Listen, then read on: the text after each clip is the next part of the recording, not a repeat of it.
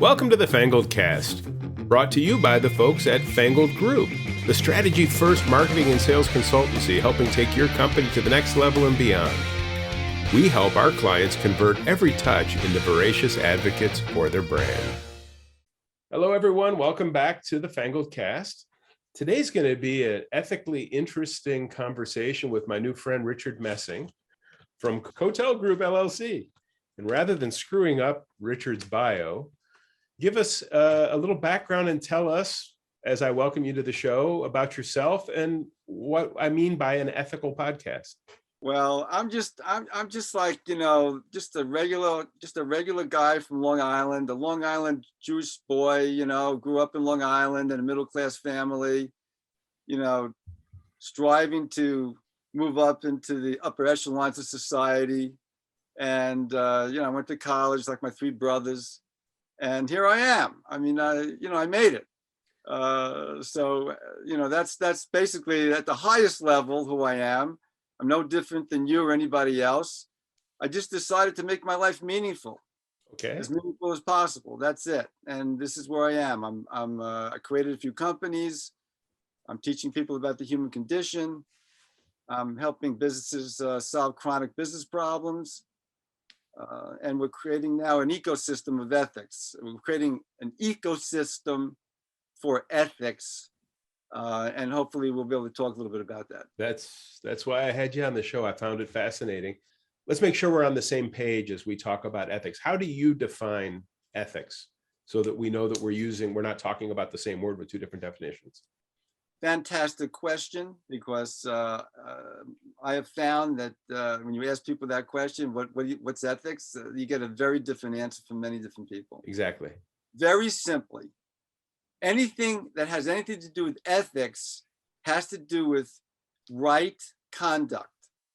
Two words, right conduct. It has to do with behavior. And I guess the word right would be, makes it proper behavior.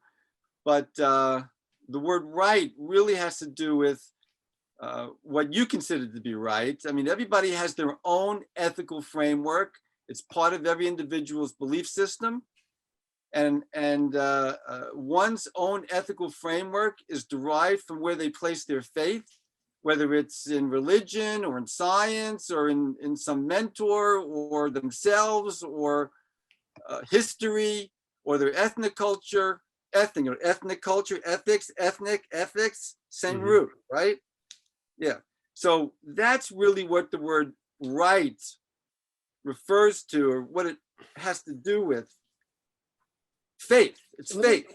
Let me ask you, how are you separating that ethics from morals?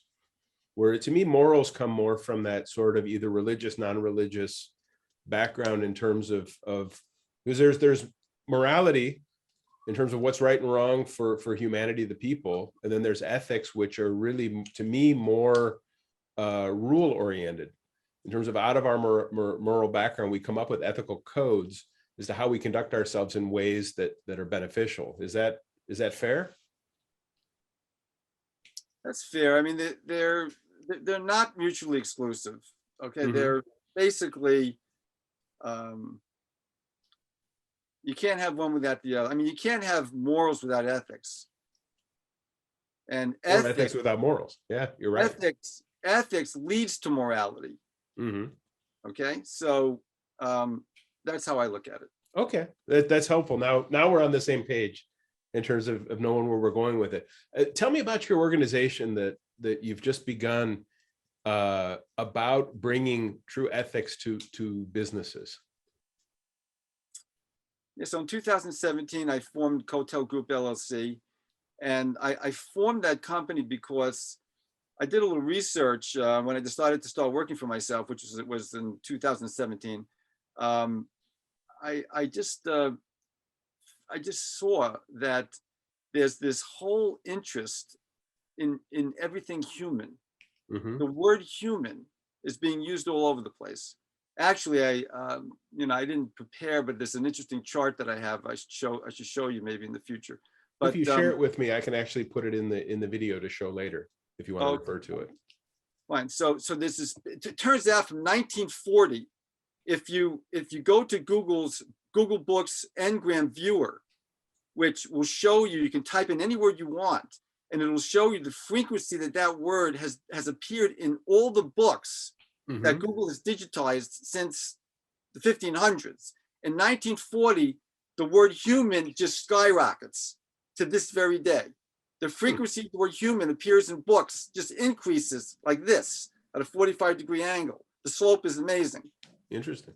And I noticed this, before I even discovered that from Google's Ngram Viewer, I just noticed that the word human is being used all over the place. I got this from an article that I read by Infosys, which is an international enterprise level consulting company. And I just followed it up and I said, wow. And so now from my religious background, I'm a religious Jew. I'm an Orthodox Jew. So I study the Bible, Torah, all the time. And if you know anything about Judaism, the thing that Judaism delivers, if you look at what all the texts are delivering, it's all ethical laws. That's the product. Now, since I know this from my cultural background, I know that everything human boils down to ethics. That's what people care about, how they're being treated, and how they think people should treat each other. Okay.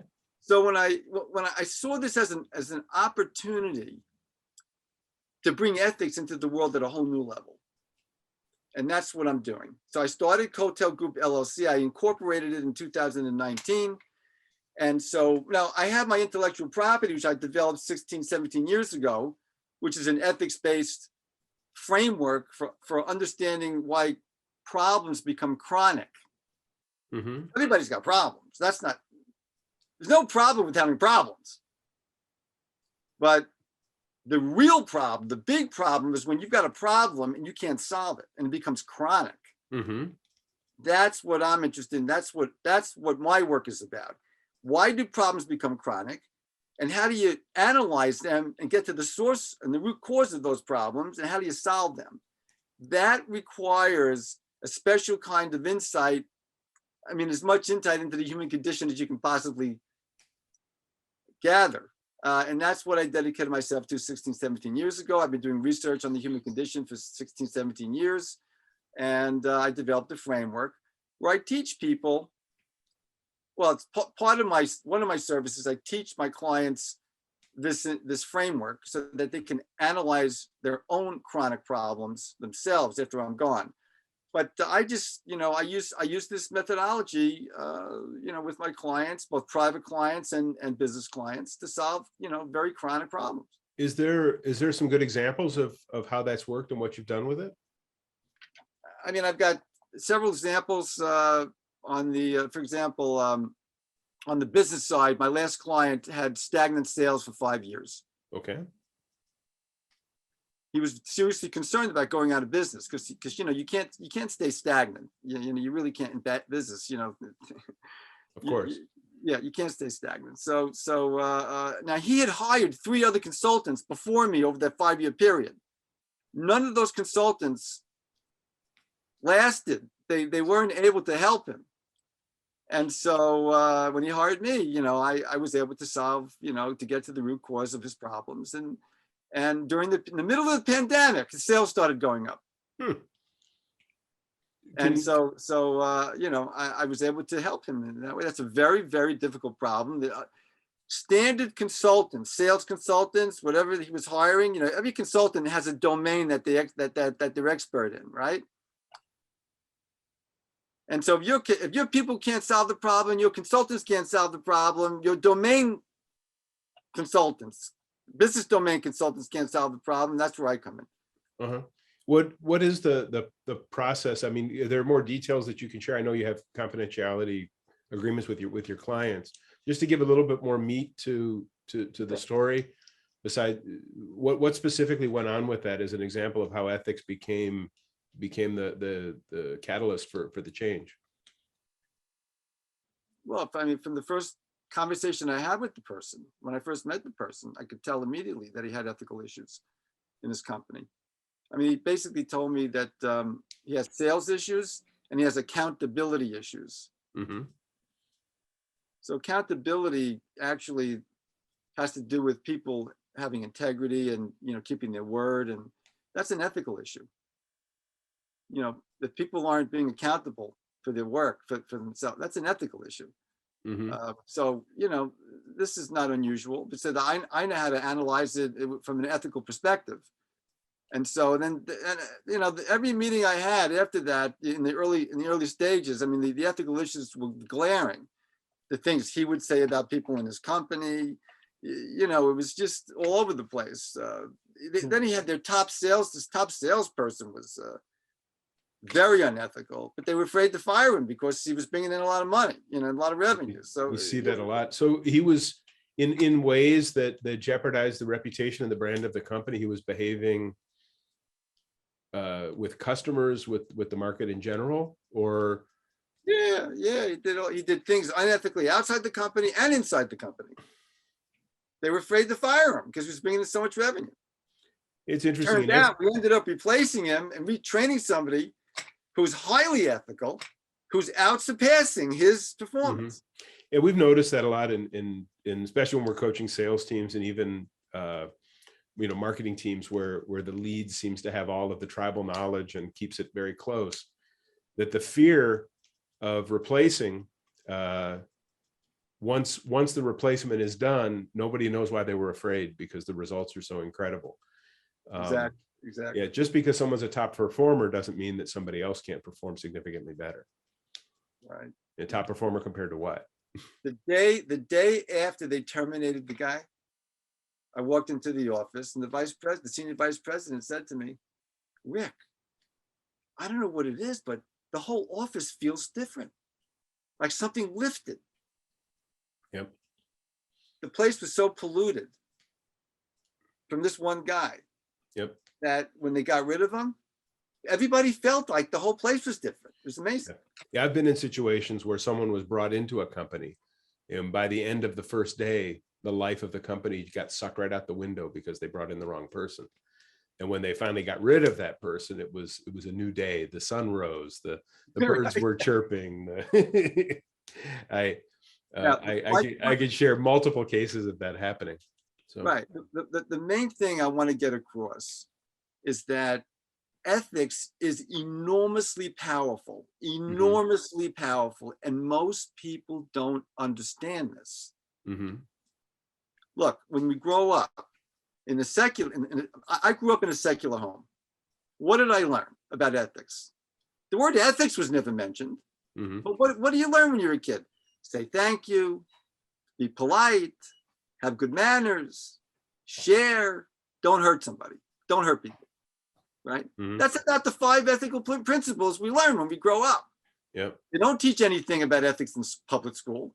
The university system, I don't know one university system that has as a core requirement for undergraduates one ethics course. This is a business opportunity. The level of ignorance about ethics in the general population and in business is extraordinary.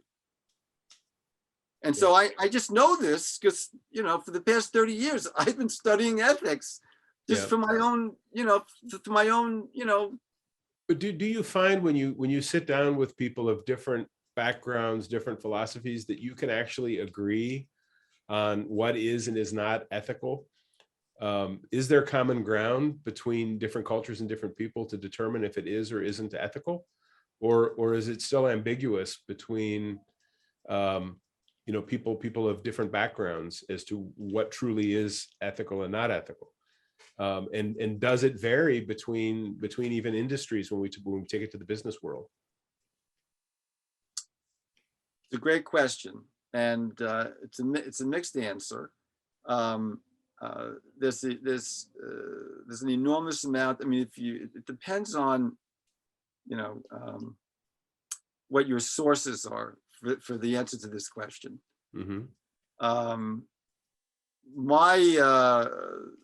My mentor is somebody by the name of Rabbi Lord Jonathan Sachs.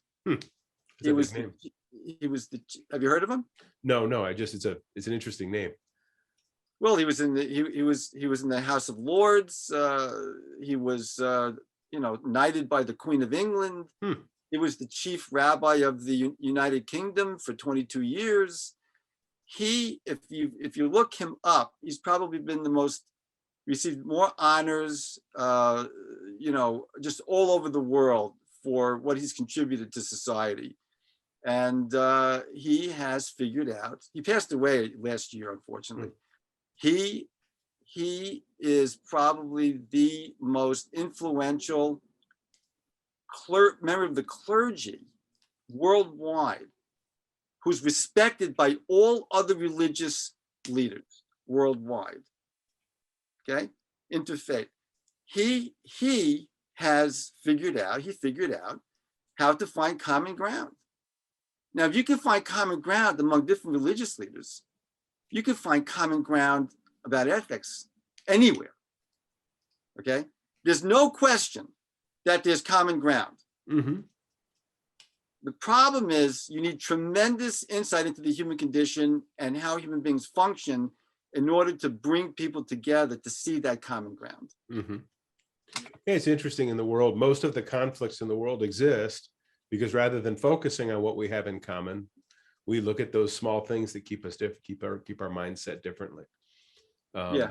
As they say in the U.S., the wedge issues. As you look overseas, it's the minor details that cause more of the disastrous behavior than the things that we hold in common. I mean, if you tie all of the philosophies, religions, and otherwise, there is that common thread that runs through about educating, making sure the next generation is better. The strength of family. All of those things sort of tie it all together. But instead of us talking about that, we talk about the things that make it different and create that conflict. So probably what, in my opinion, the ethical thing to do in the world is to always begin the conversation with what ties us together before we start worrying about where we have those differences. I totally agree. Yeah, it's an interesting mindset. So tell me about but we were running low on time, and I really wanted to understand about the organization and how people can get in touch and become part of what you're doing to advance ethics in the business world. The best way to do that would be to go to kotelbusiness.org, KOTEL business.org. We'll put that in the notes. We'll definitely do that. That's a not-for-profit business community dedicated to making ethics a competitive advantage. We don't charge for membership fees. We don't charge for any of the courses that we teach on ethics. And if you want to make the world more ethical and you want to do it through business to start with, that's the place to go. Ethics as a competitive advantage. What a brilliant concept, which of course is why I asked you to come on the show in the first place. Is there anything, Richard, that I didn't ask you about that or anything else about your organization and what you're doing that I should have, that the audience ought to know? Well, I can tell you this. We've designed this organization for collaboration. This is not a referral network, business referral network. It's a collaborative organization. And I can tell you this, enormous deals and new businesses are starting to form out of the collaborations that are occurring within within the community. So, if this is again, ethics is super powerful. And if you understand it, amazing things can happen. And so I invite people, go to that, that's the landing page, kotelbusiness.org, go to the landing page, just, read the charter, and then in the membership, in the membership page, at the top of the membership page is an application to join. It's just contact information and a headshot. And then I'll get the email, I'll call you up, I'll contact you, we'll have a meeting to see so you understand what the obligations are to be a member of the community. It's very simple, it's very easy. Great. And that's it. So if anyone out there wants to understand about ethics as a competitive advantage in your life and in your business, Richard Messing's your guy. Kotel Group LLC. I got the group in that time. Yeah. And we really appreciate you on the show today. And everyone out there, if you enjoyed it, subscribe, like, share, I don't know, fax a friend, telex your grandfather to let him know that the FangledCast is here. And we look forward to seeing everyone on the next edition of the FangledCast. Thanks again, Richard, for joining us. The FangledCast is brought to you by the great people at the Fangled Group, where we help you convert every touch into voracious advocates for your brand.